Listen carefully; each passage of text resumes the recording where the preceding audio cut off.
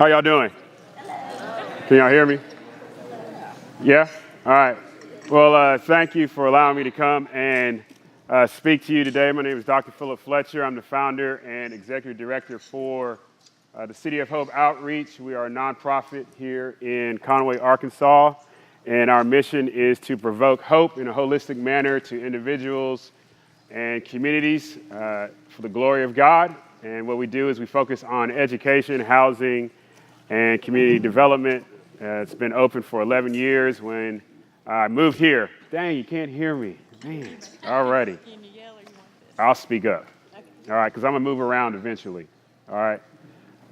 So what I want to talk to you about today. You good? All right. So I want to talk about you. You men and women who are doing a very important work. I want to talk about heroes and heroines. Now, there are stories, there are movies about heroines, men and women who do amazing, extraordinary feats for others. That these men and women lay themselves on the line, that they answer a call because suffering is happening in their world. Suffering is happening in their universe. There is some form of injustice that they have recognized that they are experiencing. Yeah, thank you. In which they are seeking to respond to. And these men and women are fictional. They don't exist. These men and women are on a screen. We pay money to go see them, and then we walk out. They're in a book. We read about them, and we walk out. But there are other heroes and heroines. These persons. And I went to your Facebook page, and I found these heroes, these heroines, men and women on a daily basis who are doing something outstanding, who are doing something fabulous, that they are responding to a call because you hear suffering, that you hear cries, that you hear about injustice. And so who I want to talk to today is those heroes and heroines. These men and women that work in this organization because you are here for a purpose. And so the first thing I want you to understand is this, is that you are unique and unrepeatable. Say that with me. I am unique, and I am unrepeatable. Say it again. I am unique, and I am unrepeatable.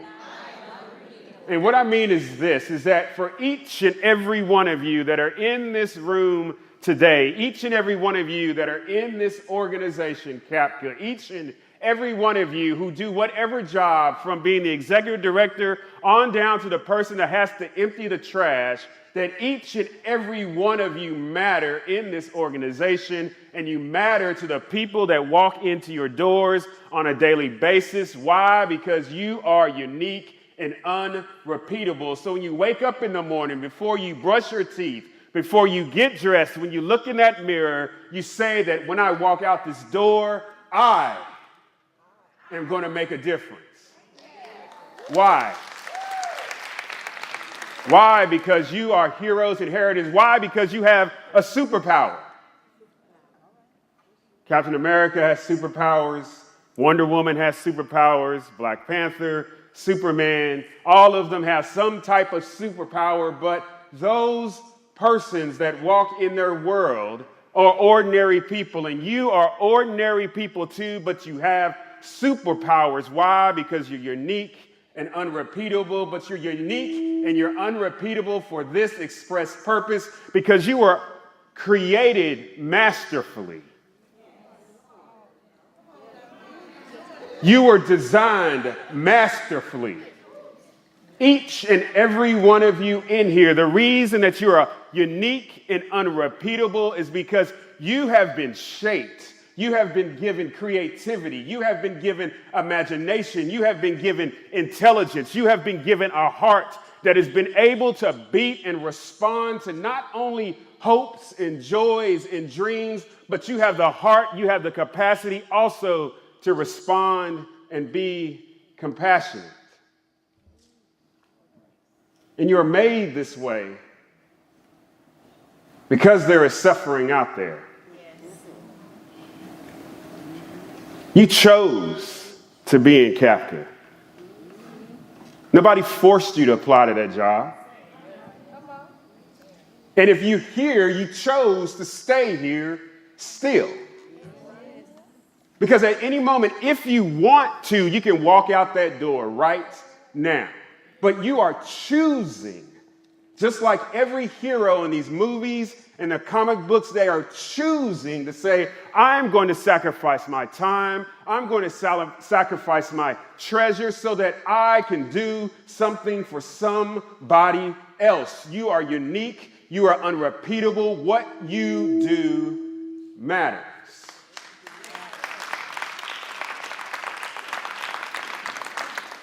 And so there is suffering. Period. That man that comes in and he's wondering how he's going to pay his Conway court bill. That single mother who is trying to work, but she needs someone to educate her child so she can get him or her enrolled in that Head Start program on Robbins. That person that's got an empty cabinet, they got to come to your pantry and get some food. That homeless person that is in need of service. Each and every one of those persons are experiencing some type of individual or systemic injustice, and you are the person that they have come to. You are the person that they have come to say, can you answer my cry? And so whether you're the executive director or the janitor, each and every one of you individually, and each and every one of you collectively can make a difference. And so embrace matters. Why does embrace matter? Because suffering causes alienation. Suffering says, I'm going to put you off into a corner. Suffering says, nobody's probably paying attention to what is going on in my life. Suffering can cause you to say, is anybody see me? And so, why is embrace important? Can you come here, please? Yes, ma'am. Yes.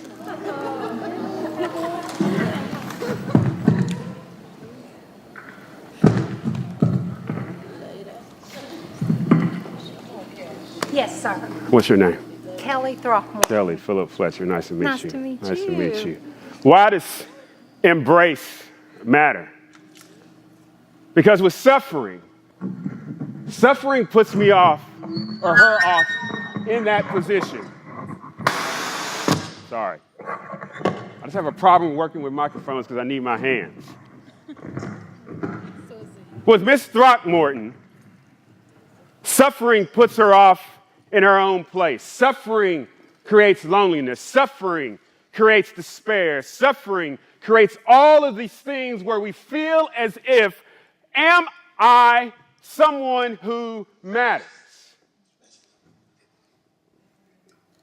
And with Miss Throckmorton, whether in a verbal cry or whether in some type of response where she says, will you help me?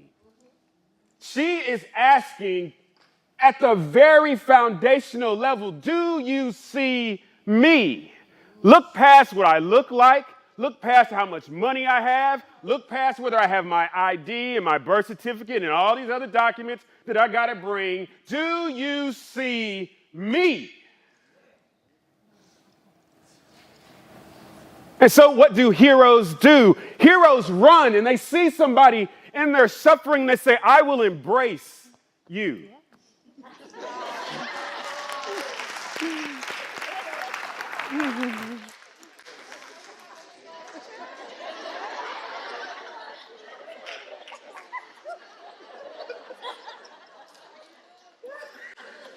Heroes and heroines say that in your suffering, in your difficulty, just turn with me, All right. in your despair, that I'm going to come off of my horse of comfort.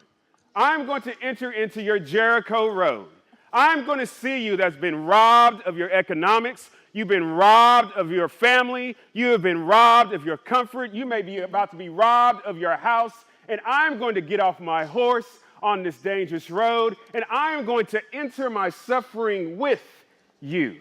And that as you suffer, I'm going to suffer with you. But the only way I'm going to be able to suffer with you is that I'm going to have to embrace you, that I'm going to have to look at you as not just a woman in despair, but as a beautiful human being.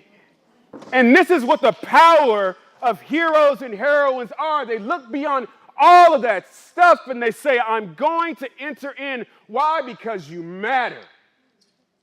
And because you're a human being, and this is what each and every one of you do on a daily basis. Why do I say that? So I have this perspective. I'm in a church, so I'm going to go ahead and say it. I have this perspective about God, the supreme personal God. And this supreme personal God, he didn't just walk into suffering. He saw humanity. He saw us, and he ran and he said, I'm going to embrace you in your suffering.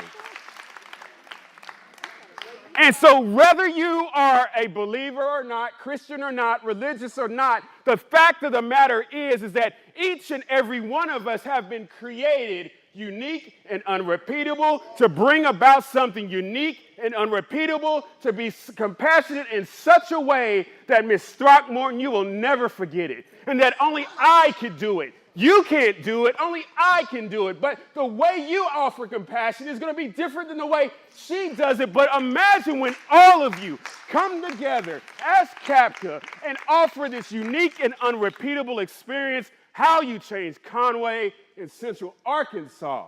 So you're not in this alone. You are in this together as a team. And so not only embrace the people, you can sit down, Thanks. that come through your doors, that are looking for utility assistance and food and Head Start support and all the other programs that you offer, but remember to embrace one another. Look at the men and the women that are around your table. They are unique and unrepeatable human beings. Do not forget to embrace one another because you're going to need one another. The lady just spoke about it before me. You're going to get tired. You're going to get worn out. You're going to experience compassion fatigue. And so who is it in my place is going to be my hero?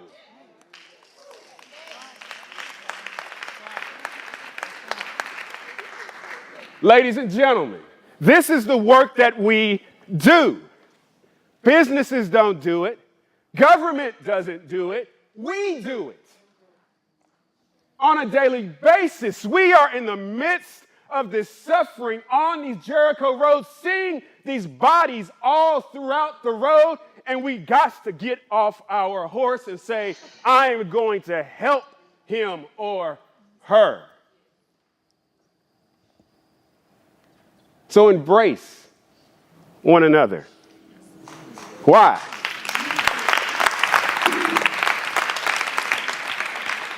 So have an imagination with me.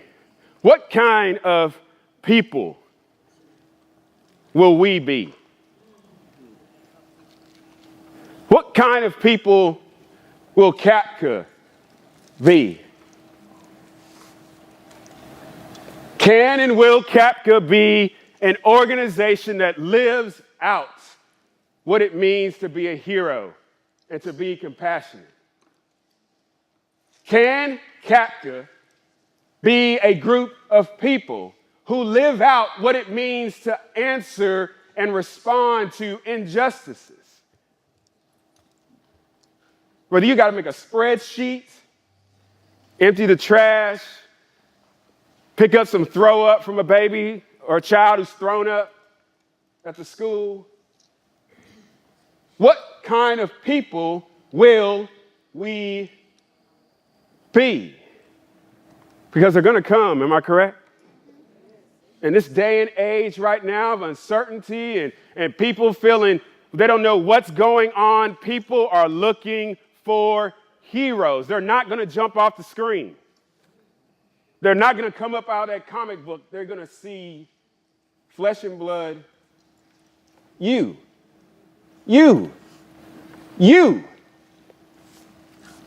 Like what you do matters.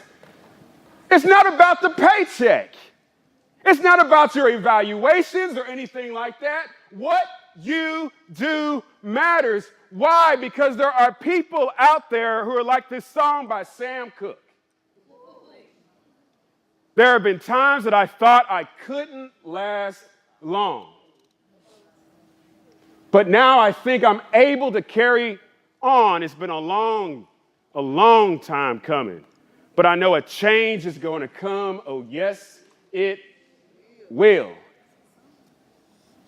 And so just imagine there are some people that come to your door. They're at their wits' end. They don't know where they're going to turn. They've gone to the church. They're out of money. They've gone there. They're out of money. Someone told me to come to CAPCA, and I got to be here at this time. And I just barely made it there to get in the line so I can get some assistance. And they feel as if I've got to the end of my rope. Has anybody ever felt like that before? Anybody? And on their inside, Sam Cooke is saying, they're saying this. I didn't think I could last long, but now I think I'm able to carry on. Why? Because he got help. Somebody saw his situation. Somebody responded to him, and now he's able to say, you know what? Change is going to come. Because I went to CAPCA and someone listened to me. Somebody probably cried with me or held my hand, acknowledged my existence. Change is going to come. Change is going to come. Those men and women and children that knock on your door and they come and sit and it is wringing their hands and I just don't think I'm going to make it. And you say, baby, it's going to be okay. We're here to help. We're going to do what we can.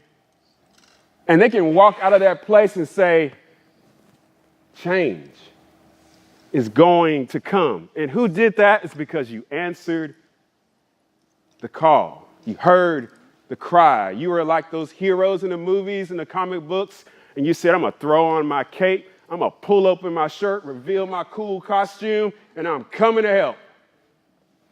And they can say, change is going to come. And so 4 things, and I'll be quiet. You have the power to be transformative, not only in the lives of individuals, but in society as well. The acts you take to be compassionate, the acts that you take to help somebody, the acts that you take to listen to somebody, the act that you take ultimately to acknowledge somebody's existence, that is transformative. What's your name? Miss James, what's your first name? Miss Henrietta. Miss Henrietta.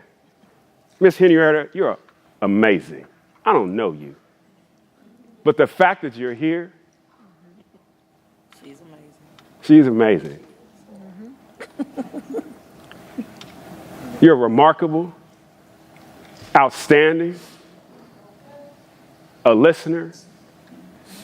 Whatever you are and how you are created uniquely, Miss Henrietta, me just saying her name, I don't care what she does.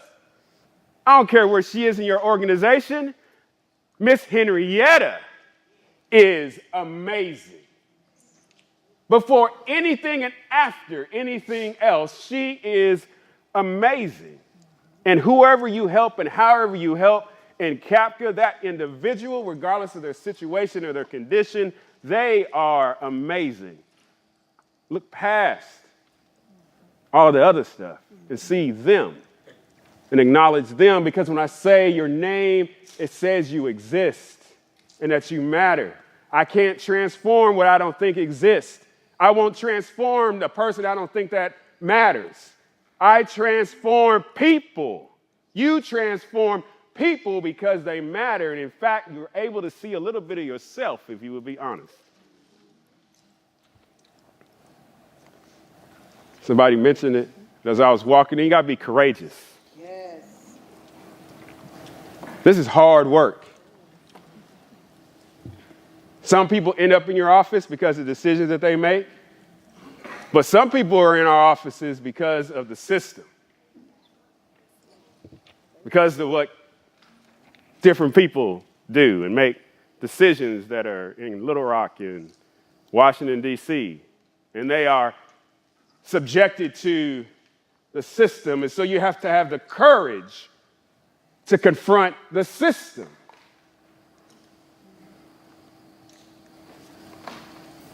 Solidarity. Ms. Throckmorton, where are you at? Oh. Yes. My speak assistant. What's your name? Shanetta. Shanetta. Where you work here, Shanetta? Dumas. Dumas? Yeah. Oh, you're from Dumas. Oh, it's that wide. She's from Dumas. Okay. Oh, be careful. Whoops, all right. What do I mean by solidarity? And where are you from? Ball knob. Bald Knob. Okay. All right. Conway, Dumas, Bald Knob. I stand in solidarity with them. They matter. They're unique and unrepeatable. They matter. We're from different areas, right? Different environments, different backgrounds, different families, right? Where were you born? I was born in Arkansas, but I spent 30 years all over the world. Okay. Where are you born? Pine Bluff. Pine Bluff. All right. Born in Kentucky. All right. From all over the place, but I stand with them. And because I stand with them, I want to seek their good. Stand in solidarity with one another. Seek one another's good. Embrace one another, but also stand with one another. Solidarity. You guys are from all over the place. Stand with one another. You are friends. You are neighbors. At the end of the day, you are men and women who are tied together and have the same destiny together. And so let's do this together. And then finally, ladies, you can sit down. All right. Have a moral orientation. Martin Luther King said this, that the moral arc of the universe, it bends toward justice. Meaning this is that in life itself is the seed of justice. And that the work that you are doing is seeking to rectify some form of injustice. You are participating in something grand, something larger than yourself. And so you are on this road together, not by yourself, to head to something where everything is level. Rough places are made smooth, crooked places are made straight, hills are brought down, valleys are brought up, so that everything is just. And the reason you do this is because you are heroic men and women who have chosen to embrace suffering. And so be transformative, be courageous, stand in solidarity with one another, and participate in this large plan that you would see justice happen in the lives of the men, women, and children that you see on a daily basis. God bless you.